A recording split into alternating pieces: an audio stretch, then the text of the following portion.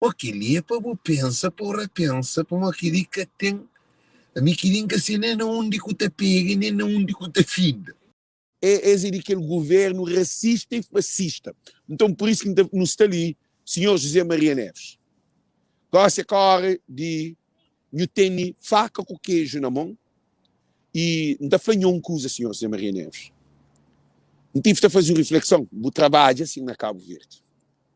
E o trabalho assim, que ela não terá. José Maria Neves, gente, é trabalho assim, que a gente fala como é que é trabalho.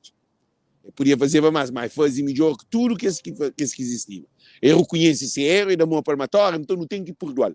Gosto ali, não é presidente, não está ali, saqueiro para nos defender nosso presidente e nossa primeira-dama, Débora Catiza. Então, nós, campanha que nós também fazemos é de tudo cabo-verdiano. Tudo alguém de PICV, tudo alguém de MPD que está descontente com a MPD, como a MPD está na crise. Modo que um partido que é de governo está na crise, está em problemas internos, está guerra dentro da MPD, que coisa está feio, para mim tem show informação.